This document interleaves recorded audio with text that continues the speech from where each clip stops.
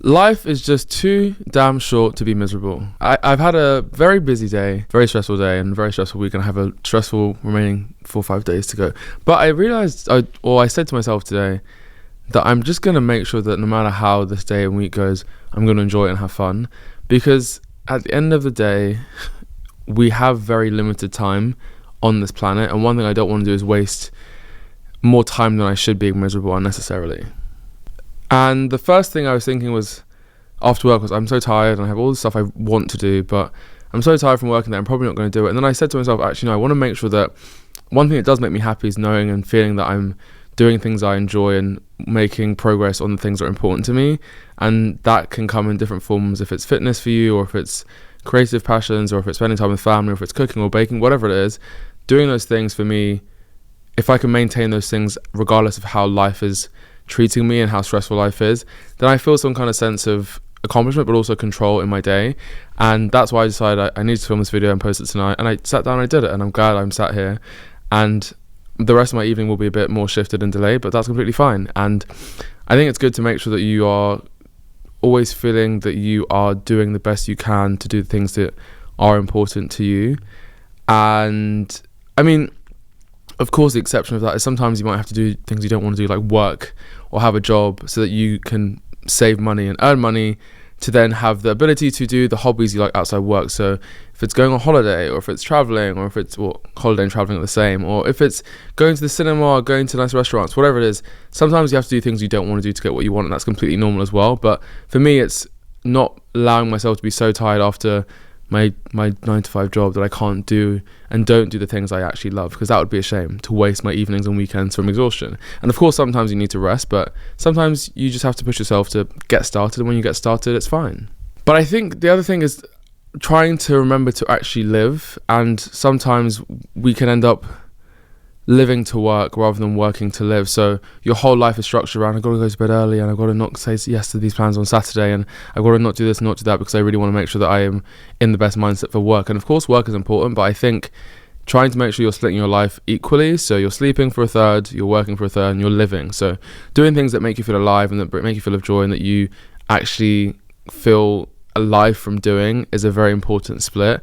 And I very much can struggle with balancing that out, and sometimes I'm working too much, I'm not sleeping enough, or I'm working and living a lot but not sleeping enough, and that is kind of a constant battle. I think I always try and make sure that I look back on my week and see that I've split my time as happily as I could, and look back and be like, okay, well, I did as much as I could with that week. And of course, it's never perfect, like, it's a balance and there are swings and roundabouts, but I think it's always nice to feel that you are enjoying your life as much as you're working, as much as you're sleeping. And sometimes, because we sleep a lot, I mean, I'm sleeping for 8-9 hours now, and that's a lot of time. And when I'm awake, I don't want it to just be miserable doing things that I'm not necessarily enjoying and just be doing my job. I want to make sure that I'm making sure that the time I have that's for myself, I'm enjoying. And that just means not just passively watching Netflix or like lying down and scrolling on TikTok, but actually doing things like seeing friends. And again, it doesn't have to be like expensive, so going on walks, or like having someone over for dinner, just things that you can connect with people and share and understand how your lives are going and feel connected and enjoy is very important to me. And I think it's realizing that there's a time and place for everything, and everything has a right time. And sometimes you might be influenced or maybe partial to wanting to relax more than maybe you need to. I'm just going to sit on my phone and I'm tired, but maybe you've done that for the last 5 nights of the week. You've come home and just sat in bed and done nothing. So even though you might want to do those things and you're tired, learning actually now maybe it's important that I do my meal prep, or I go to the gym, or I speak to my mum, or I do some reading, so that I can actually then have achieved the things that I want to keep achieving. And then once I've done that, I can guilt-free relax. And often I feel like a lot of my stress and pressures that maybe I'll spend too much time in one week just, lounging around and doing nothing and be quite lazy. And then the next week I feel guilty, like I have to catch up, so I'm doing double the amount of chores and to-do lists than I would have had to done if I just did it the week before. So I think it's knowing the right time and right place, but also it's so important to know that sometimes you do just need to rest, and it's fine to just say I need to have a week where it's relaxed, and I say no to plans, and I stay indoors and I chill and have a bath and watch a movie and cook and put the candles on. Everything has a right time and place, but learning when that actually is, and not just being led by your natural inclination to just relax, and hearing, is this me just convincing myself I deserve to relax because I'm being lazy, or do I actually need to rest and relax? They're very different things. And I've been thinking a lot about fear and how fear has maybe affected my life and decision making. And one thing I did realize is that there are things I was doing that I didn't realize were in a way guided by fear of X, Y, and Z. So for example, I've had Twitter for years, but I would never actually tweet or reply to tweets. I would just like them, and I wouldn't retweet them, I wouldn't comment on them, or I wouldn't quote tweet them, because I was always thinking, oh, well, I know some people follow me on here, and some people have followed me since school, and some I've made like friends with since I left school, and some I've made friends with in my current life. But I always was thinking, oh, well, I don't want to be weird, because that might be weird for me to say, or someone might think, why is he replying to that? Why is he quoting that? Why is he liking that? But I don't know what happened the last month or so. I just decided to just start tweeting and saying what I think and replying to stuff. And I'm actually loving it. It's nice to just be guilt-free and kind of a bit anonymous and just tweet and say what you want within, healthy bounds. And I realized that I didn't tweet for like 10 years because I was just scared about what people would think and how it would look. When all my friends were tweeting and liking stuff and they were always doing that, and I always thought, oh, like, they can do that because I can't. And I think often in my life I do think, oh, I'm fearful that I'm not allowed to or good enough or not cool enough to do certain things, so I don't do them. But I realized that how much I've been enjoying just going on Twitter and having a conversation about something and engaging in discourse has been really fulfilling for me. So why did I limit myself from doing that? I wasn't doing it. So then I was thinking, well, why did I limit myself from doing that? And I limited myself because I was fearful of how it would come across or what people would think of me. And I think there are lots of things that probably in my life and your life you're not doing out of fear, and you're not even fully aware that you're doing that. And then if you think about the reasoning behind it and you can remove that fear and just do it, it is very liberating. And then tying back the whole thing about not being miserable and life being too short is that, of course, we're all going to have hard times. Of course, your life might not be in a good phase. Of course, things do go wrong. And life brings challenges and battles to everyone. That's just how life is. And you might not be aware of what your friends are going through because they don't tell you. You might think that people's lives look rosy in comparison, but everyone has something they're dealing with. And even though it's relative, that is, weighing them down, or that they're struggling with, or that they're finding hard.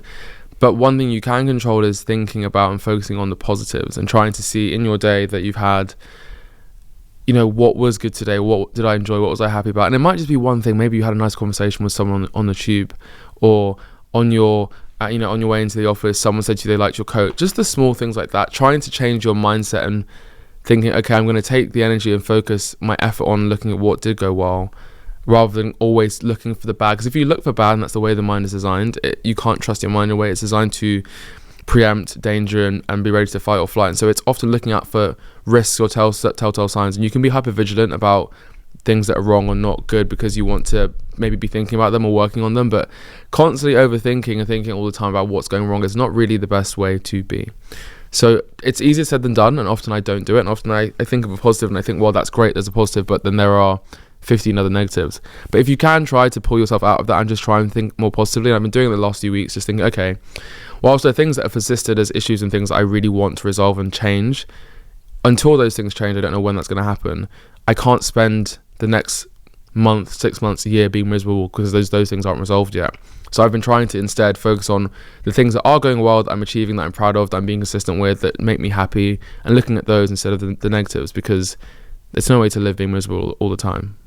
Try and catch yourself, because I can be prone to being miserable and thinking negatively and focusing on this and that, and that's wrong, and I need to deal with that, and I didn't do that, and I'm behind on this, and I didn't reply to that message, and I should have told my mum this. And you just maybe unconsciously beat yourself up and beat yourself down throughout the day and throughout the week and throughout the month, and then you end up wondering why you feel so bad and so down, because you're finding things to constantly critique yourself. My inner voice and my inner critic are very strong and very loud, and whilst those are good things because they help me be motivated and have goals and maybe try things my friends wouldn't and be ambitious, it also can be quite isolating and quite stressful and quite draining, constantly having to critique and mark yourself all the time. So I'm trying to set goals and intentions, define how I'm going to do those, how often I'm going to do something a week, when I'm going to do something in the week, and then remove the guilt and judgment about how well those things are going, and just try and do the things as I agreed I would, and then review those things every few months or every few weeks.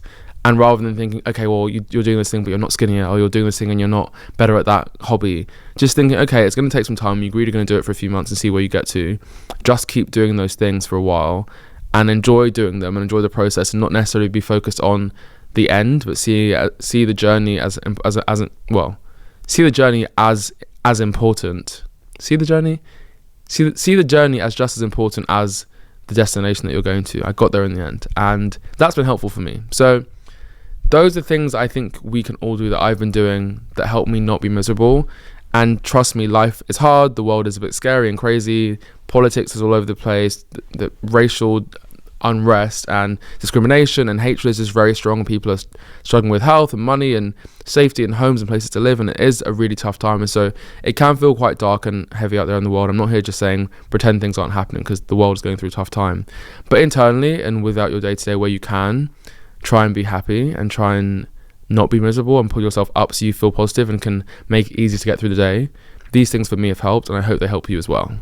Thank you for watching. If you enjoyed, please be sure to like and comment and also subscribe, and I'll see you on the next video. Thank you.